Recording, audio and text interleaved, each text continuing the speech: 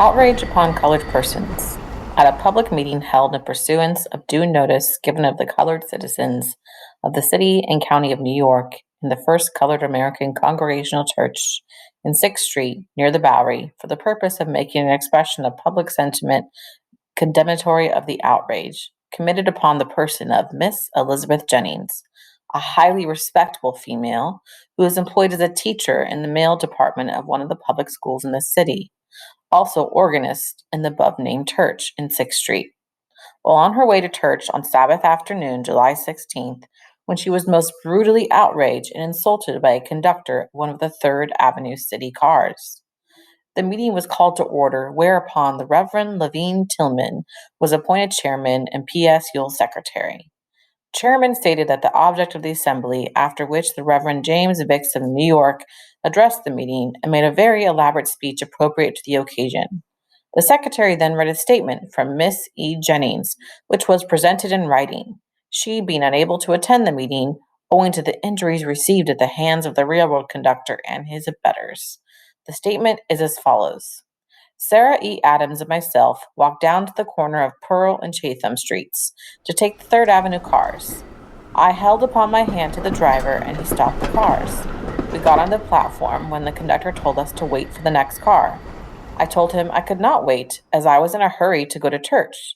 The other car was about a block off.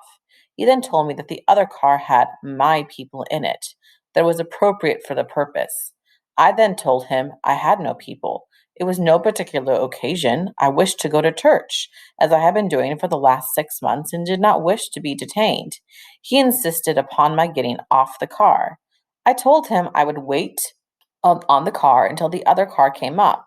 He again insisted on my waiting in the street, but I did not get off the car. By this time, the other car came up, and I asked the driver if there was any room in his car.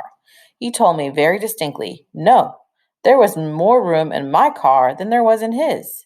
Yet this did not satisfy the conductor. He still kept driving me out or off of the car, said he had as much time as I had and could wait just as long.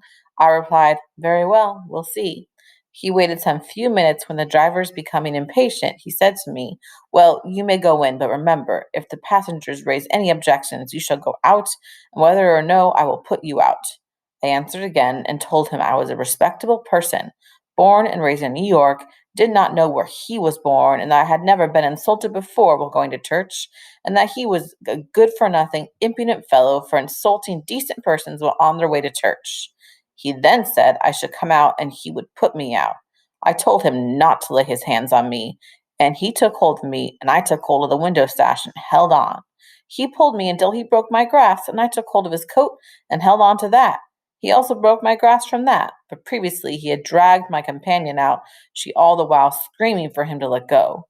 He then ordered the driver to fasten his horses, which he did, and come and help him put me out of the car. They then both seized hold of me by the arms and pulled and dragged me flat down on the bottom of the platform, so that my feet hung on one way and my head on the other, nearly on the ground. I screamed murder with all my voice, and my companion screamed, you kill her, you don't kill her. And then the driver then got out of me and went to the horses. I went to get in the car, and the conductor said, you shall sweat for this, then told the driver to drive as fast as he could and not take another passenger in the car, to drive until he saw an officer of the station house. They got an officer on the corner of Walter and Bowery, whom the conductor told that his orders from the agent were to admit colored persons if the passengers did not object, but if they did, not to let them ride. When the officer took me where there were some 8 or 10 persons in the car, listening to anything I had to say, thrust me out, and then pushed me and tauntingly told me that they were dressed if I could, that this conductor also told me and gave me some name and number of his car. He wrote his name Moss in the car number 7, but I looked and saw number 6 on the back of the car. After dragging me off the car, he drove me away like a dog, saying not to be talking there and raising a mob or fight. I came home down Walker Street, and a German gentleman followed who told me he saw the whole transaction in the street as he was passing. His address is Latour, number 148 Pearl Street, bookseller. When I told the conductor I did not know where he was born, he answered, I was born in Ireland. I made answer it made no difference where a man was born. There was none in the worse for or better for, provided he behaved himself and did not insult genteel persons. I would have come up upon myself, but am quite sore and stiff from the treatment I received from those monsters in human form yesterday afternoon. The statement I believe to be correct and is respectfully submitted, Elizabeth Jennings. Mr. Jeremiah Powers next addressed the meeting. Remarks were made by the Reverend L. Tillman and others, after which the following resolutions were unanimously adopted. Resolved, that we regard such conduct as intolerant in a civil and religious point of view, and that it calls for reprehension of the respectable portion of the community.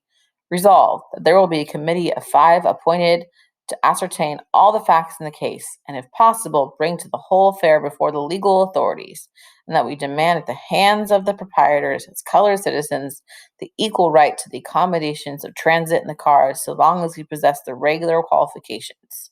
Resolved, that the above resolutions be forwarded and printed in the New York Tribune and Frederick Douglass's paper. The meeting then adjourned, subject to call of committee.